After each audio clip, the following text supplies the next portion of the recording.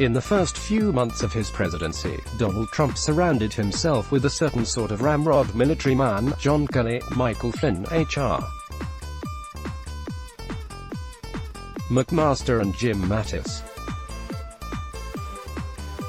These men had or appeared to have the kind of manly virtues and bearing that Trump likes to see in himself: courage, toughness, combativeness. But when you look at how someone like, say, Jim Mattis forged his character, you realize that he is actually the exact opposite of Trump. Mattis built strengths and virtues through the steady application of intense effort over decades. Trump is a man who has been progressively hollowed out by the acid of his own self-regard.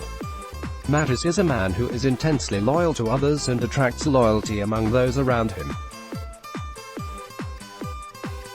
Trump is disloyal to others and attracts disloyalty in return. The contrast between how these two men were forged is so stark that it throws into relief how character is and isn't formed. Mattis was a mediocre college student. He partied too much and was jailed for underage drinking. But then he discovered the Marine Corps. His new book, Call Sign Chaos, which he read with Bing West and which will be released next week, is purportedly about leadership, but really it is a portrait of Mattis's life-defining love for the Marine Corps. His prose sings when he describes those times when he was out on some battlefield exercise with frontline Marines. When he is stuck away inside the Pentagon or high up commanding NATO, you feel his longing for the presence. Mattis reads Roman writers like Marcus Aurelius, but he is no Stoic.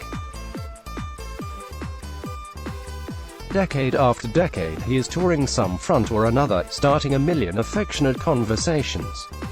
"How's it going? Living the dream, sir," is how those conversations begin.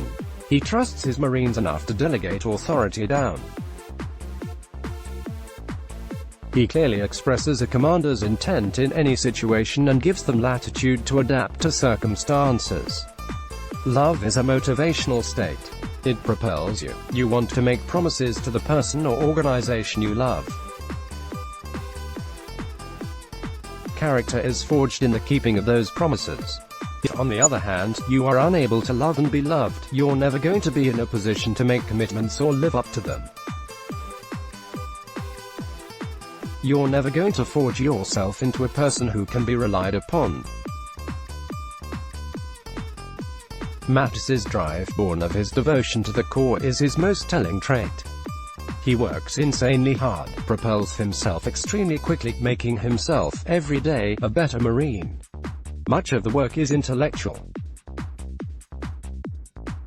He thought the Second Iraq War was a crazy idea, but when he was ordered to command part of it, he started reading Xenophon and ancient books about warfare in Mesopotamia. If you haven't read hundreds of books, you were functionally illiterate, and you will be incompetent because your personal experiences alone aren't broad enough to sustain you. Mattis and West write. He is also willing to submit himself to an institution. Somebody like Trump is anti-institutional. He thinks every organization is about himself, and every organization's procedures and traditions should bend to his desires. But a person with an institutional mindset has a deep reverence for the organization he has joined and how it was built by those who came before. He understands that institutions pass down certain habits, practices and standards of excellence. Mattis asserts that his way of doing warfare is simply the Marine way. In the Marine way, for example, amateur performance is anathema, and the Marines are bluntly critical of falling short.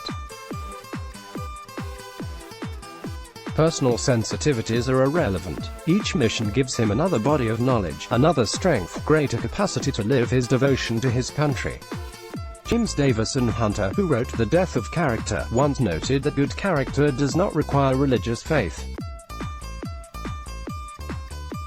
But it does require the conviction of truth made sacred, abiding as an authoritative presence within consciousness and life, reinforced by habits institutionalized within a moral community. Character, therefore, resists expedience, it defies hasty acquisition. This is undoubtedly why Soren Kierkegaard spoke of character as engraved, deeply etched. In Mattis's career you see something one saw in the great George Marshall's career, that you need to work within a structure to be creative. Both generals were total company men, dedicated to the service, yet they were constantly trying to change its practices to keep up with the times. Mattis barely mentions Trump in this book, and doesn't describe what must have been one of the truly challenging tasks of his life, working under Trump without getting tainted. He didn't write about Trump because he didn't want to undermine the people still working inside the administration. But, he told Jeffrey Goldberg of The Atlantic, "There is a period in which I owe my silence. It's not eternal. It's not going to be forever." Like Goldberg, I think it would be proper for Mattis to end his silence about Trump before the next election. Voters need his first-hand perspective to make a judgment about the fitness and character of the commander-in-chief.